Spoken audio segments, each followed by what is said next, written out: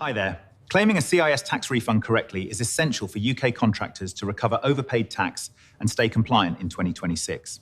Hello and welcome. If you work as a subcontractor in the UK construction industry, then you need to listen closely. There's a very real chance you've been giving HMRC an interest-free loan without even knowing it. Today, we're going to show you exactly how to get that money back. This is your step-by-step guide to claiming your CIS tax refund for the 2026 tax year. And it's been prepared by the expert tax advisors at Fairview Accounting Services. So, let me just ask you something. Did you know that right now, as you're watching this, HMRC could be holding on to thousands of pounds of your hard-earned cash? And the thing is, this isn't usually because of some mistake. It's actually a built-in feature of the construction industry's scheme, or CIS. It's something many subcontractors just don't realize. The system is set up in a way that almost encourages you to overpay tax throughout the year. And we're not talking about small change here. The average CIS refund for a subcontractor who really gets to grips with their income and expenses is over £1,200. For a lot of people, it's way more than that. I mean, that's a family holiday, a new set of power tools, or a serious boost to your savings. It's money that belongs in your pocket, not sitting in a government bank account. So here's what we're going to walk through today.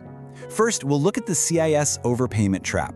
Then, we'll explain exactly why you're so likely to be owed a refund. After that, we'll calculate a true tax bill, show you how to maximize your claim, and finally, we'll cover the really practical stuff, how and when to get your money back. All right, let's dive into Section 1, the CIS overpayment trap. See, to really understand how to get your money back, you first have to understand the system that takes too much of it in the first place. So, what is the construction industry scheme? Well, put simply, it's a system where contractors have to deduct tax from your payments before the money even hits your bank account. They send it straight over to HMRC. Now, the most important thing to get your head around is this. That deduction isn't your final tax bill. It's treated as an advance payment. Think of it like a deposit you're paying towards the tax you'll eventually owe. Now, the amount they take out all depends on your registration status for the 2025 to 26 tax year. If you're not registered with HMRC for CIS, they'll take a massive 30%. But just by registering, which is free by the way, that drops to the standard rate of 20%. Some businesses can apply for what's called gross payment status, where nothing is deducted, but for most self-employed subs, that 20% deduction is what you'll see on your payment slips. Okay, so with that 20% being taken off your invoices, we get to the most important question of all in Section 2. Why on earth are you so likely to be owed a refund? Well, this is where we find the critical flaw in the whole system.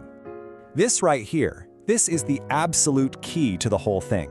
CIS deductions are calculated based on your gross income. That's the total value of your invoices. But crucially, this happens before any of your legitimate business costs or your tax-free personal allowance have been factored in.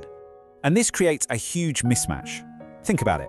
The CIS deduction is based on that big top-line number, your total sales. But your actual tax bill for the year, that's calculated on your taxable profit, which is a much, much smaller number because it's your income after you've taken away all your business expenses and your personal allowance. And that gap between the two, that's exactly where your tax refund comes from.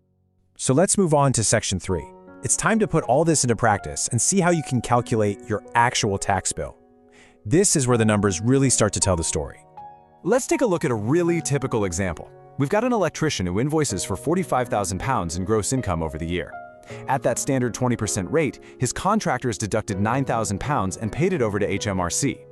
But he had £6,500 in allowable expenses, for his van, tools, insurance, and so on. When his actual tax and national insurance bill was calculated on his profit, the true amount he owed was only £8,735. And since he'd already paid £9,000, boom, he was due a refund of £265. That example shows you the basic idea. But how do you make that refund bigger? Well, that brings us to Section 4, maximizing your refund. And honestly, the single most powerful way to do this is by claiming every single allowable business expense you have. And it is so important to be thorough here because a lot of people just overlook these details.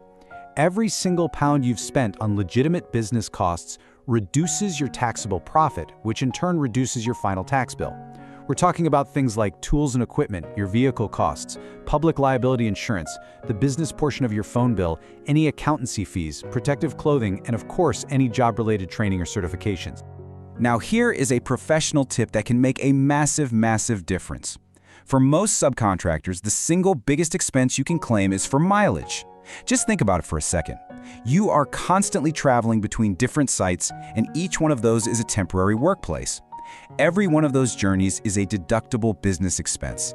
All you need to do is keep a simple log of your trips. And trust me, the value adds up incredibly fast. HMRC lets you claim a flat rate of 45 pence per mile for the first 10,000 business miles you drive in a tax year. If you actually hit that 10,000 mile mark, that's a £4,500 expense claim. For a basic rate taxpayer, that one claim alone cuts your tax bill by £900. It is way too big to ignore. Okay, which brings us to our final section, how and when to claim. You've done all the hard work of tracking your income and your expenses. Now it's time to turn all that paperwork into actual cash from HMRC. For pretty much all subcontractors who operate as sole traders, the refund is claimed through one official channel: your annual self-assessment tax return. It's on this form that you declare your total income, you list out all your allowable expenses, and you state the total amount of CIS tax that has been deducted from you all year. HMRC's system then does the math, sees the difference, and issues your refund. Right. It is so important to know the key deadlines for the tax year that ends in April 2026. If this is your first time filing, you must register for self-assessment with HMRC by the 5th of October 2026. The main deadline for everyone, though, is the 31st of January 2027. And here's another useful tip. The tax year ends on April 5th. The sooner you file your tax return after that date, the sooner HMRC will process your refund and get that money back to you. Phew! We've covered a lot of ground there, haven't we? So let's quickly recap. What are the most important things you should take away from all this? Okay, here are the 5 key points to remember. Number 1, CIS is just an advance payment on your tax, nothing more. Number 2, you have almost certainly overpaid because these deductions are based on your turnover, not your profit. 3, the key to getting the biggest refund is tracking every single business expense, especially your mileage. 4, the official way to claim is through your self-assessment tax return. And 5, make sure you file that return by the January 31st deadline to avoid any penalties. Now, it is really important that I mention this. This has been general guidance. UK tax rules are complicated, and they can depend heavily on your own individual circumstances. So you should always seek professional advice before you make any financial decisions. And if you want to be absolutely certain you're claiming every last penny that you're entitled to and get the maximum refund possible, the team at Fairview Accounting Services are there to help. You can give them a call on 0330-133-3537, or you can email them at inquiries@feaccounts.com. And for more helpful tax guides just like this one, please do remember to subscribe.